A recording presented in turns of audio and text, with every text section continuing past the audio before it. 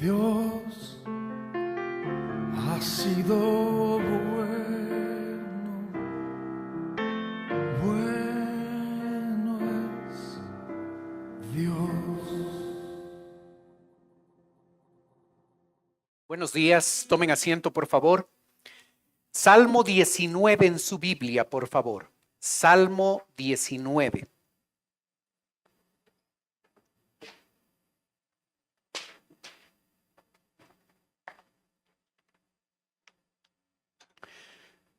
El verso 1. La Biblia dice: los cielos cuentan la gloria de Dios, y el firmamento anuncia la obra de sus manos. Un día emite palabra a otro día, y una noche a otra noche declara sabiduría. No hay lenguaje, ni palabras, ni es oída su voz. Por toda la tierra salió su voz, y hasta el extremo del mundo sus palabras.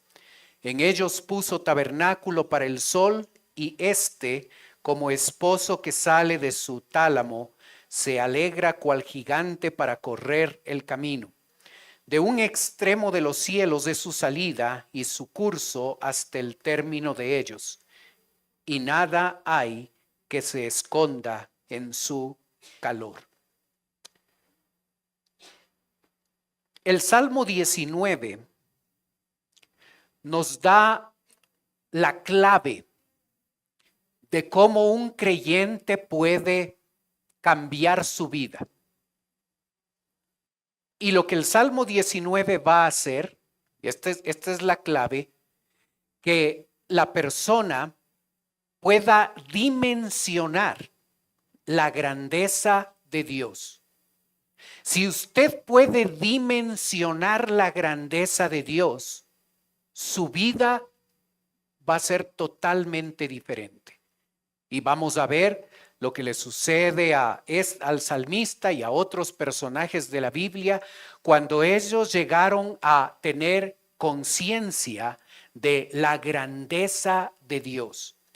En estos 6 versículos se comunica a través de la creación la grandeza de nuestro Dios. Solo para que tengamos una idea, el verso 1 dice: los cielos cuentan la gloria de Dios y el firmamento anuncia la obra de sus manos. Los cielos cuentan la gloria de Dios. La creación está allí con el objetivo de que nosotros podamos dimensionar la grandeza de Dios. No tenemos el tiempo para revisar todo esto, pero aquí algunos datos. Observe la grandeza. Observe la grandeza del universo y allí en la pantalla puede ver unos datos. El universo es inmenso. Si viajamos a la velocidad de la luz, es decir, 299.816 kilómetros por segundo, nos costaría 10 millones de años llegar al lugar más lejano que podamos ver con un telescopio, pero esto todavía estaría lejísimos a los límites más allá del espacio. Observe la diapositiva. Si nosotros podríamos viajar a 299.000 kilómetros por segundo, todavía no podríamos llegar a los límites del universo. El universo es gigantesco. En la siguiente. Piensa también en el número de las estrellas y de otros cuerpos celestiales. Con el ojo, sin ayuda, podemos ver cerca de 5,000 estrellas. Con un pequeño telescopio podemos ver alrededor de 2 millones. Pero con el telescopio del Palomar podemos ver millones de galaxias. El universo es inmenso. Siguiente. La luz de las estrellas más remotas que nosotros vemos en un telescopio tarda 10 millones de años en llegar a la Tierra. ¿Recuerda a qué velocidad viaja la luz? 300,000 kilómetros. ¿Ok? Así es que lo que nosotros vemos en el firmamento, la luz de las estrellas más remotas que nosotros vemos con un telescopio tarda 10 millones de años en llegar a la Tierra. Así es que cuando nosotros miramos el espacio y vemos una galaxia donde está ahora, no la vemos donde está ahora, sino donde estaba hace 2 millones de años. El universo es inmenso. Así es que cuando el verso 1 dice, los cielos cuentan la gloria de Dios, los cielos cuentan la grandeza de Dios, nosotros debemos tomar esa frase en la proporción en la que esto está comunicando. El universo es inmenso y ese universo transmite, cuenta la gloria de Dios. En el verso 2, nosotros observamos que el universo, que la creación, nos da un testimonio constante de la grandeza de Dios. Observa el verso 2. Un día emite palabra a otro día. Leámoslo literalmente. Un día emite continuamente palabra a otro día. Y una noche a otra noche declara continuamente sabiduría. No hay lenguaje ni palabras, ni es oída su voz. La creación de manera constante está diciéndonos cuán grande es Dios. Nosotros no pasamos mucho tiempo contemplando la creación y no nos damos cuenta de el testimonio que esa creación que ha sido puesta por Dios, ¿cuál es su objetivo? Cuando nosotros nos maravillamos de la creación, debemos recordar que la creación está puesta allí para contarnos, para decirnos lo grande que es nuestro Dios. ¿Cuán extenso es ese testimonio de la creación? ¿Hacia dónde nomás llega ese testimonio? Verso 4. Por toda la tierra salió su voz, y hasta el extremo del mundo sus palabras. En ellos puso tabernáculo para el sol. El texto ya nos dice que ese mensaje que nos da la creación va a toda la tierra, a todo el extremo del mundo. Y para enfatizar esa verdad, el autor escoge al sol como evidencia concreta, específica de hasta dónde llega el testimonio de la creación. Verso 5. Y está hablando del sol, y como esposo que sale de su tálamo, de su habitación, se alegra cual gigante para recorrer el camino, de un extremo de los cielos de su salida y su curso hasta el término de ellos, y nada hay que se esconda de su calor. Nosotros, desde nuestra perspectiva humana, podemos contemplar la creación y podemos ver que de un extremo en la mañanita sale el sol y va por un camino y cruza todo, y en la tarde nosotros le vemos en el otro extremo. Desde nuestra óptica lo observamos así, es como si el sol se estuviera moviendo y realmente es la tierra que gira alrededor del sol. Pero nosotros visualmente observamos que el sol en la mañanita aparece en un extremo y va por ese camino hasta el atardecer, lo vemos en el otro extremo. ¿Qué persona que vive en este planeta no puede ver el sol y no puede beneficiarse de lo que el sol le da? Todos. Aún esa persona que está en una tribu, en un rincón del mundo, de una tribu no contactada, esa persona puede ver el sol y puede experimentar los beneficios de él. Todos lo hacen. Todos experimentan el testimonio de la creación. Y por ese motivo, la Biblia dirá, porque lo que de Dios se conoce les es manifiesto, pues Dios se lo manifestó, porque las cosas invisibles de Él, su eterno poder y deidad, se hacen claramente visibles desde la creación del mundo, siendo entendidas por medio de las cosas hechas, de modo que no tienen excusa. Estoy leyendo Romanos 1 del 19 al 20. ¿Observas? La creación ha sido puesta para que nosotros podamos dimensionar, por lo menos parcialmente, en la grandeza de Dios. Y toda persona, no importa el sitio donde se encuentre, aún en un lugar, en un extremo de la tierra, esa persona ve la creación y debería concluir: existe alguien que creó todo esto,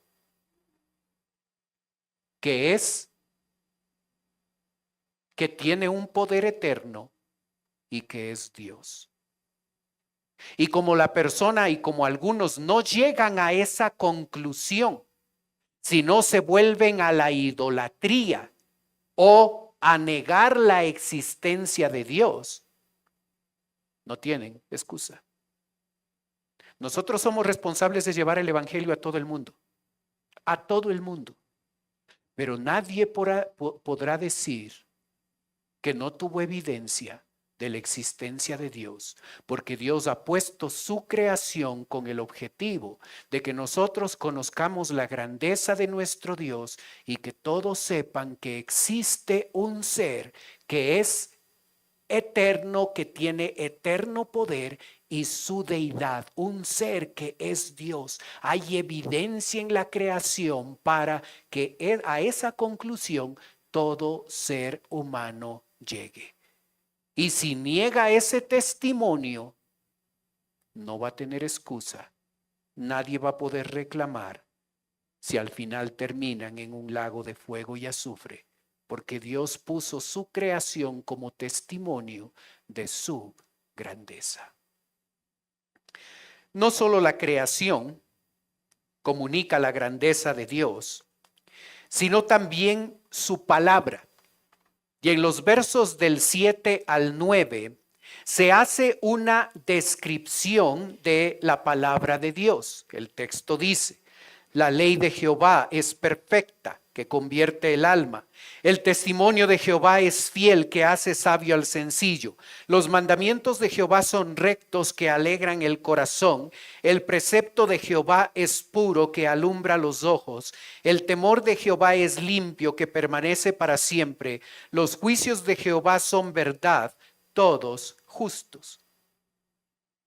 Volvamos a leer este pasaje, pero un poquito diferente. Observa. Aquí lo tenemos. En los versículos que hemos leído, se describe cómo es la palabra de Dios. Es ley, es testimonio, son mandamientos, son preceptos, el temor de Jehová, los juicios de Jehová. Y se dice una característica de la palabra: perfecta, fiel, recta, pura, limpia, verdadera. Y esta característica produce un efecto. Y aquí está lo que la palabra de Dios hace. La ley de Jehová es perfecta.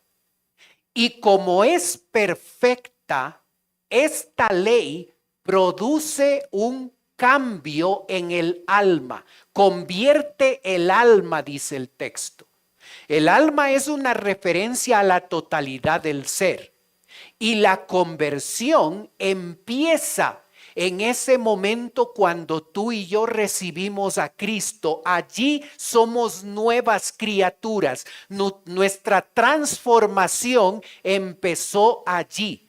Esa restauración que Dios hizo no es algo superficial nada más. Dios nos hizo nuevas criaturas, nos adoptó en su familia. La palabra de Dios fue la ley de Jehová que produjo ese cambio en ti, que te convirtió en un hijo de Dios.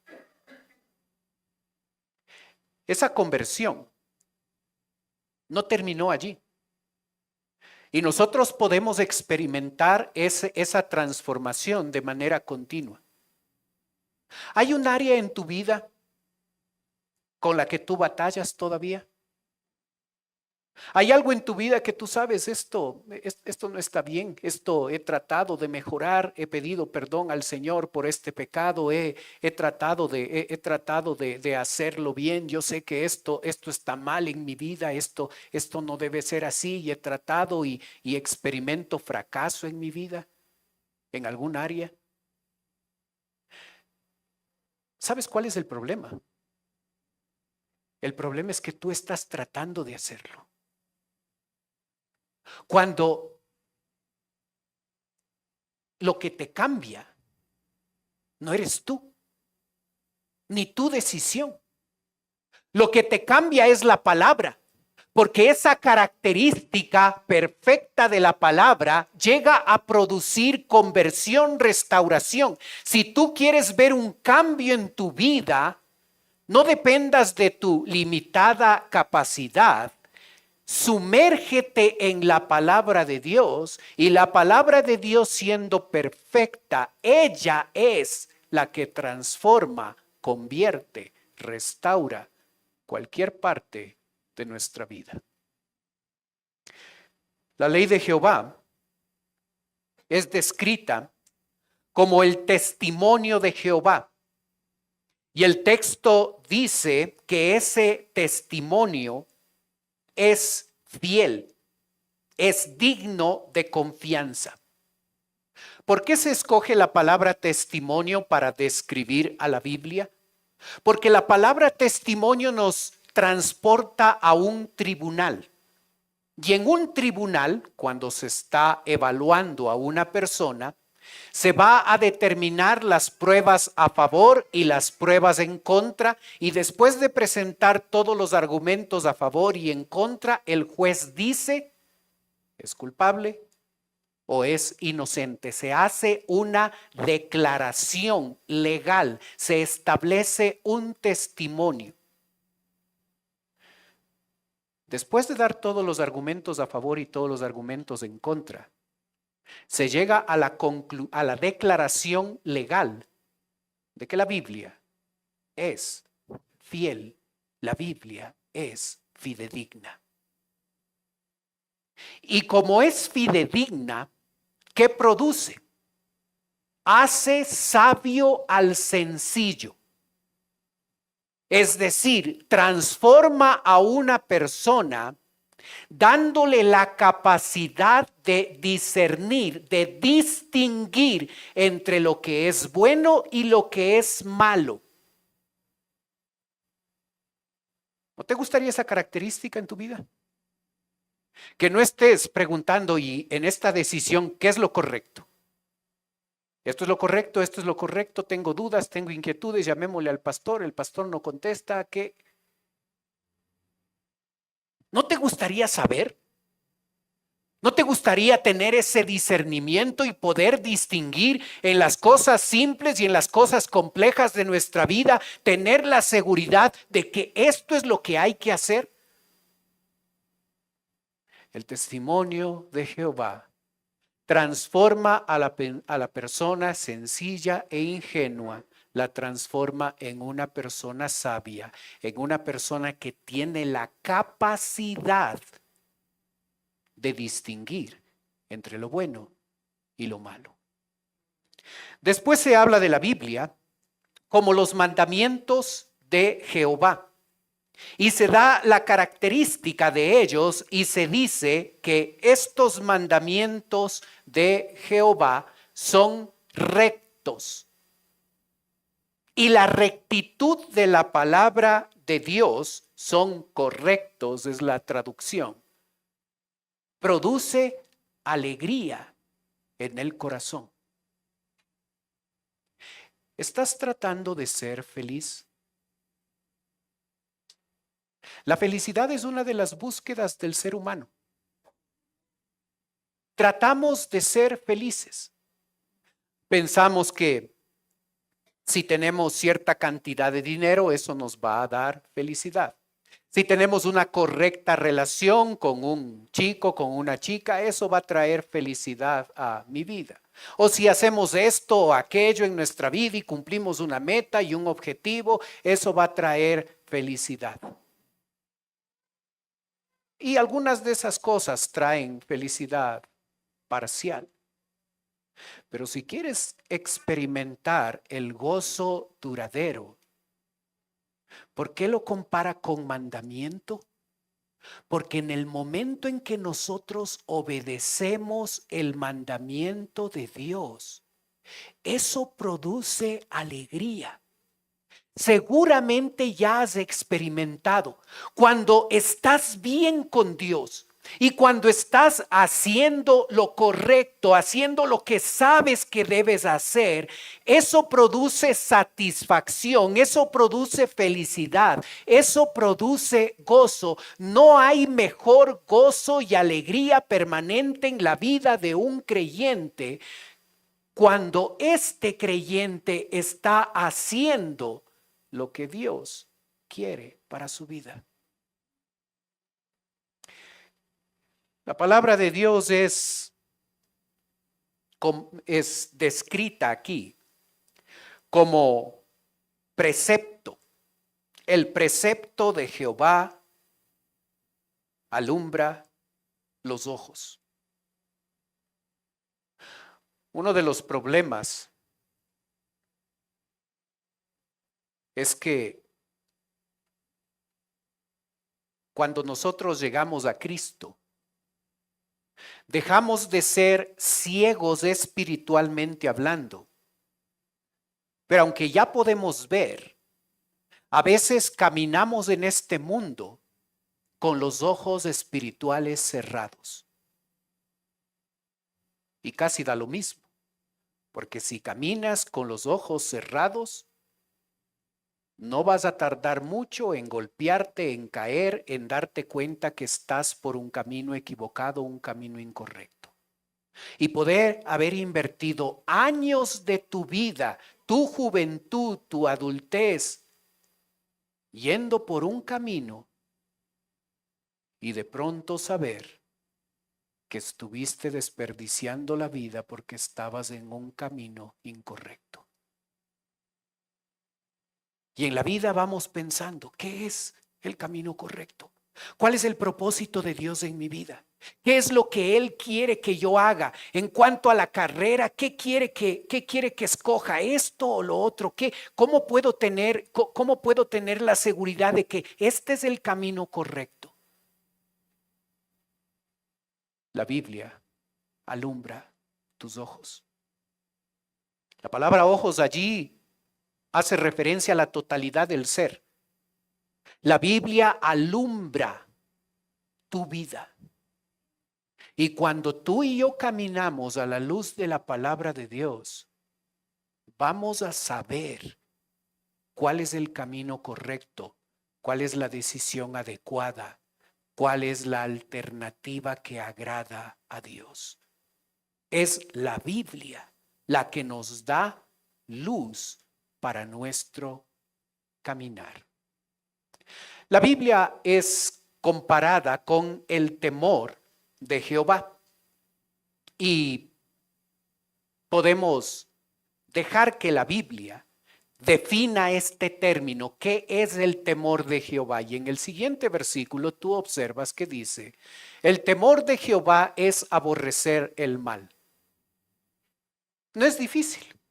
Aquí tenemos una definición sencilla. ¿Qué es el temor de Jehová? El temor de Jehová es aborrecer el mal. En la tabla dice que el temor de Jehová es limpio, que permanece para siempre.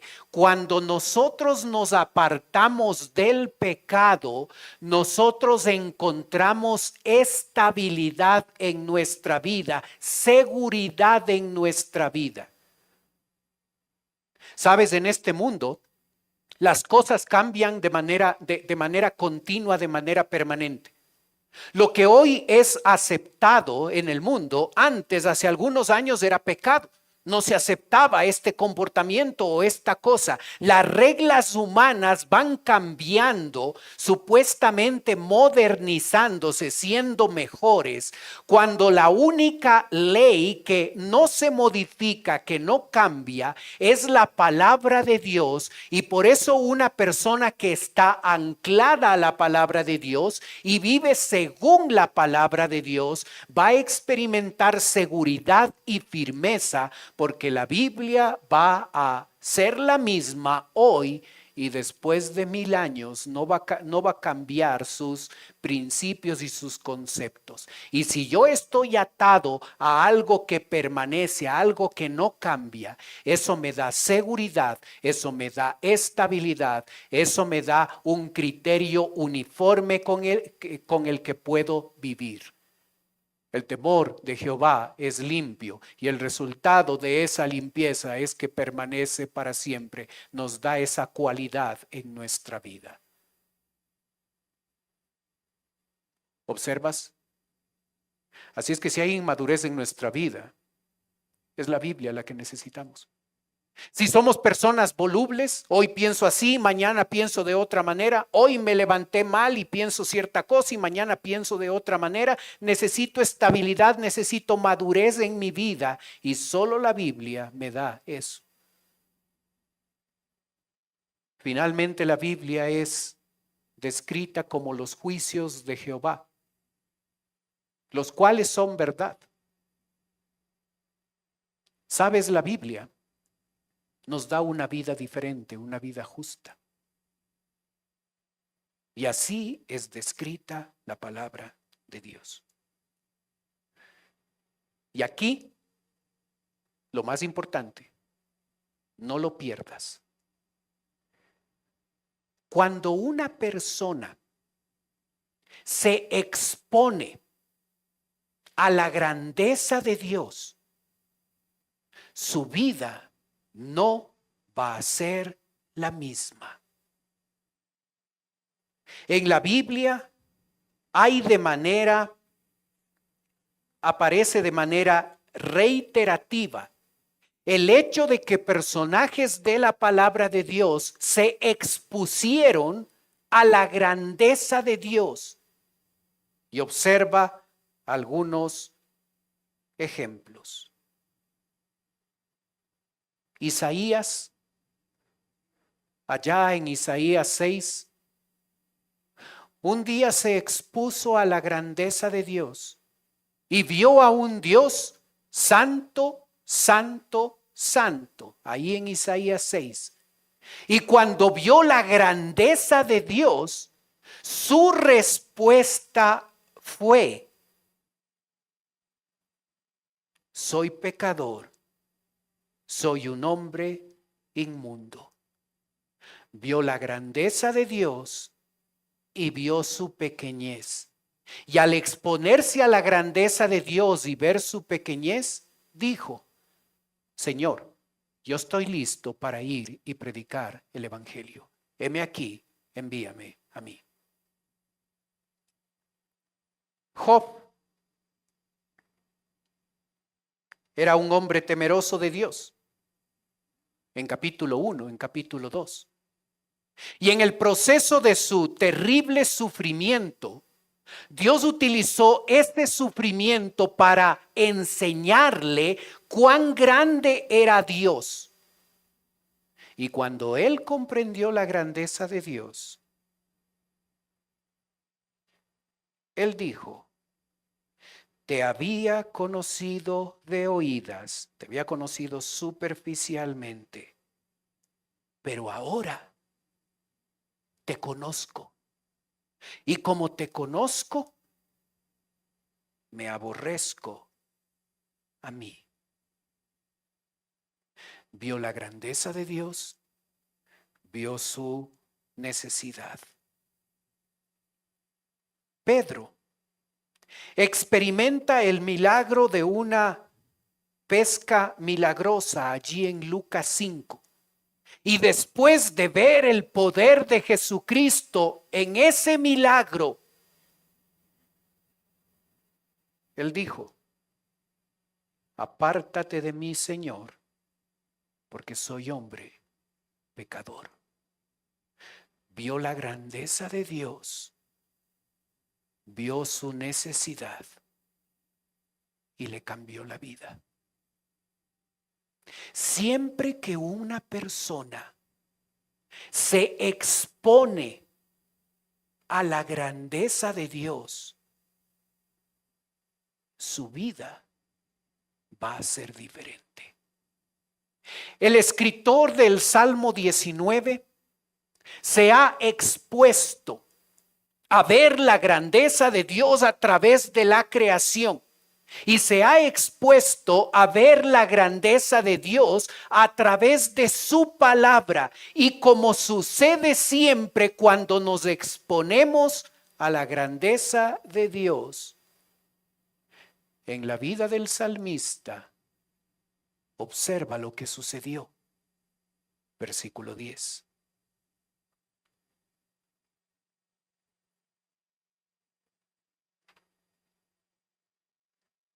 Deseables son más que el oro y más que mucho oro afinado, y dulces más que la miel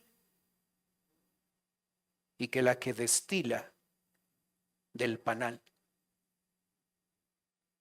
¿No hubo alguien que le obligue al salmista a tomar la decisión de que el tesoro más grande iba a ser la palabra de Dios? Deseable es más que el oro.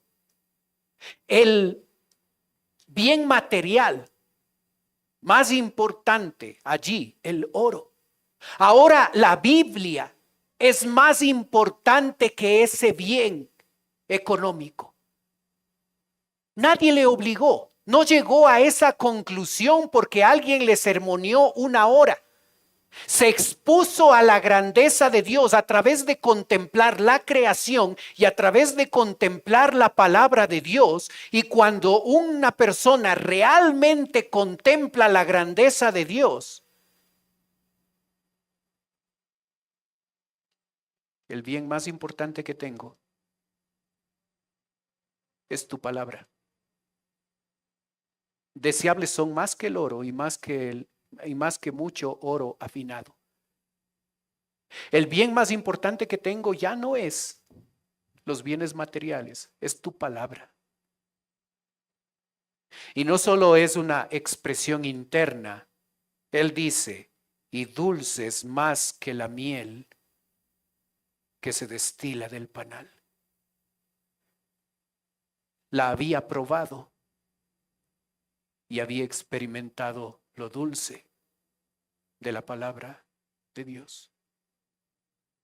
Nosotros necesitamos exponernos a la grandeza de Dios, porque cuando lo hacemos, empezamos a amar realmente a la palabra de Dios como debemos hacerlo.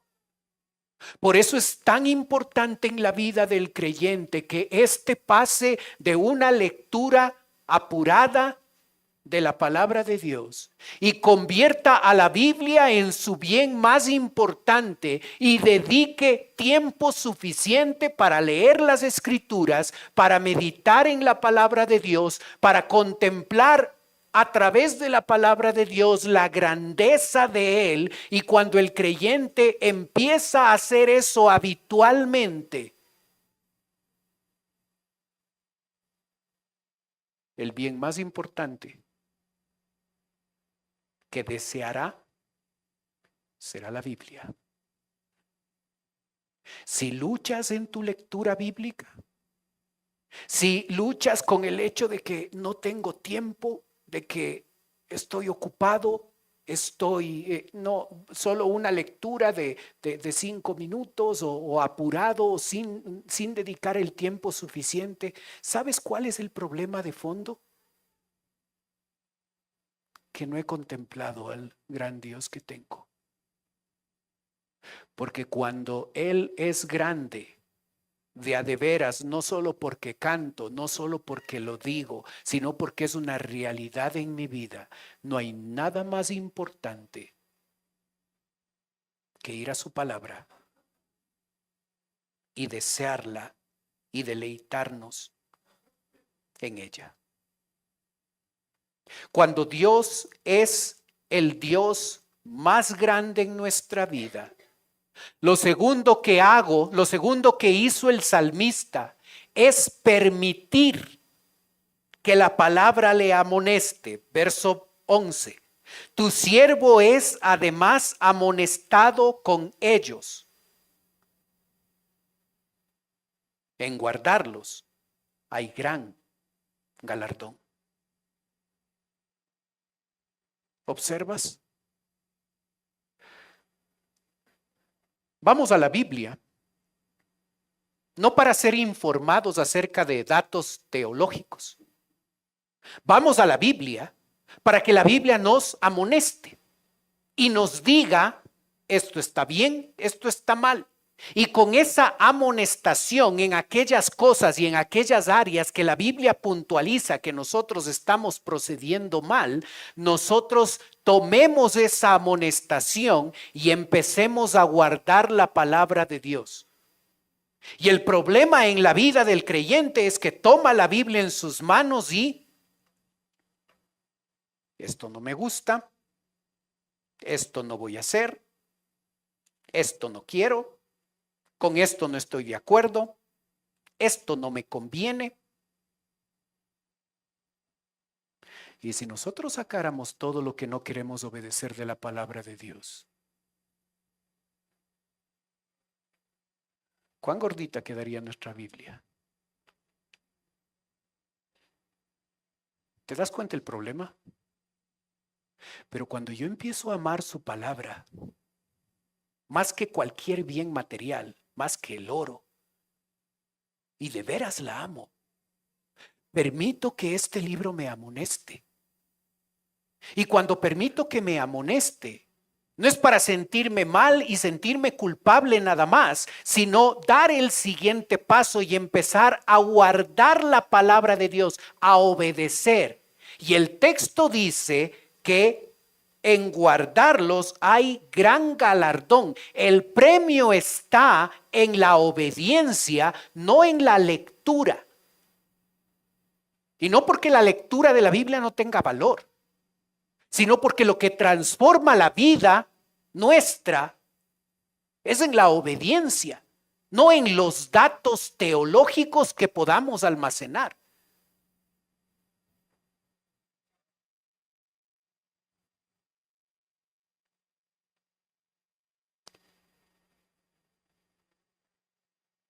El salmista es expuesto a la grandeza de Dios y eso le lleva a tomar la decisión de amar su palabra. Y eso le lleva a permitir que la palabra le amoneste. Y eso le lleva a vivir una vida basada en la palabra de Dios. Observa verso 12. ¿Quién podrá entender sus propios errores? El significado de la palabra error ahí es pecados de ignorancia. Líbrame de los que son ocultos. Verso 13. Preserva también a tu siervo de las soberbias, que no se enseñoreen de mí. Pecados que cometemos a sabiendas de que está mal. Entonces está hablando el salmista de dos tipos de pecados.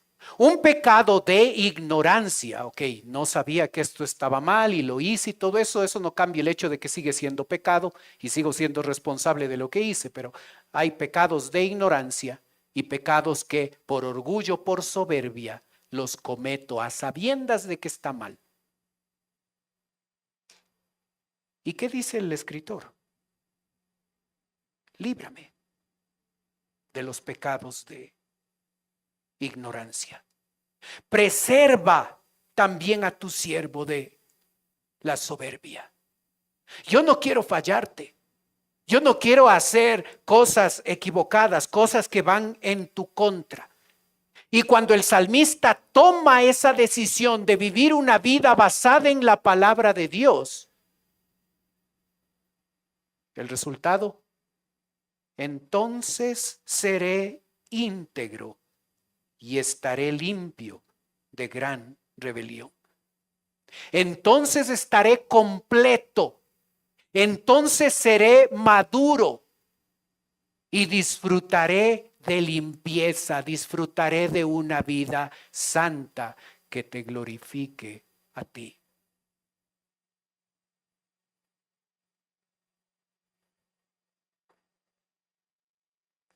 Esas tres decisiones que ves en la pantalla son el resultado de exponerse a la grandeza de Dios. Porque todos nosotros podemos salir de aquí, de este lugar, con la decisión de, ok, voy a amar la palabra de Dios más que cualquier bien material. Voy a empezar a permitir que la palabra me amoneste. Y voy a empezar a vivir una vida basado en la palabra de Dios. ¿Cuántas veces nosotros a lo largo de nuestra vida espiritual hemos escuchado esto y hemos tomado decisiones para que estas cosas sean parte de nuestra vida porque nos damos cuenta de que esto es lo mejor que podemos hacer? Pero ¿cuántas veces nos damos cuenta que esas decisiones han durado poco? ¿Sabes cuál es el problema? Que esas decisiones las debemos tomar, pero las debemos tomar impulsados, motivados al contemplar la grandeza de Dios. Y allí serán asuntos permanentes. Cuando yo llego a dimensionar cuán grande es mi Dios, de a de veras, cuánto me ama Él, cuán grande es su misericordia y su bondad conmigo. Cuando yo lo sé, no solo aquí, cuando yo lo sé por experiencia, porque lo he experimentado, porque lo he vivido, porque lo he visto cuando leo las escrituras, veo quién es mi Dios.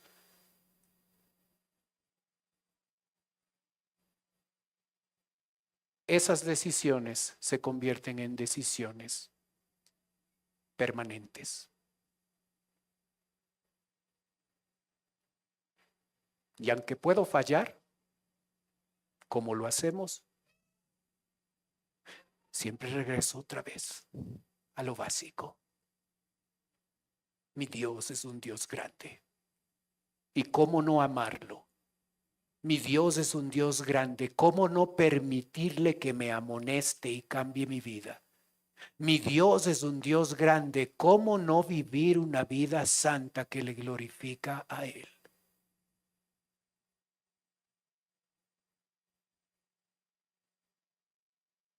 Tú y yo podemos salir de este lugar tomando la decisión de convertir a la Biblia en un libro que no voy a leer al apuro. Convertirle a la Biblia en un instrumento donde diariamente voy a dedicar tiempo. Las otras cosas son importantes. Esto es esencial. Y como es esencial, las otras cosas puedo postergarlas. Puedo hacerlas luego. Esto no. Esto es mi vida. Esta es la miel. Esta es mi pasión. Este es mi deseo. y tu vida cambia como no tienes idea. Oremos.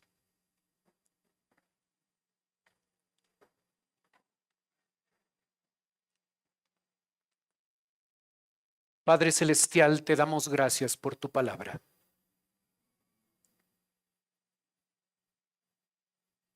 Padre, gracias por la experiencia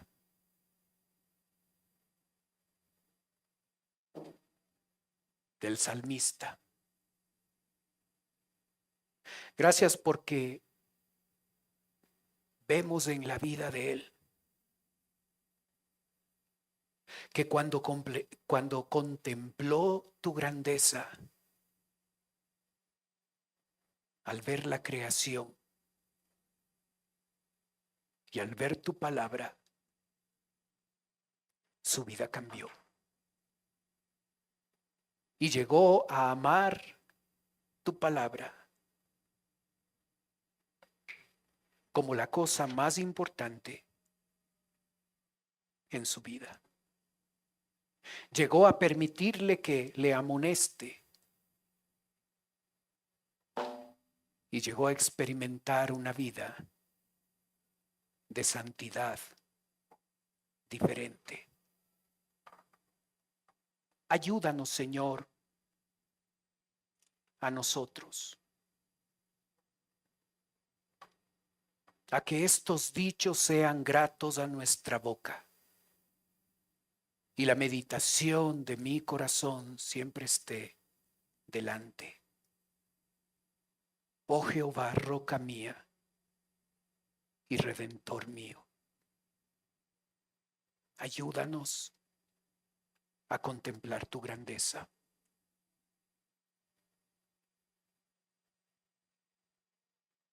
Pedimos tu bendición, Señor. Mientras usted continúa orando, por favor. Puede ser que esta mañana nos está visitando alguien por primera vez. Si ese es su caso y usted quiere permitirme orar por usted, mientras los demás tienen sus ojos cerrados, usted puede levantar su mano y con eso me está diciendo: pastor, vengo por primera vez, ore por mí. ¿Hay alguien así con nosotros?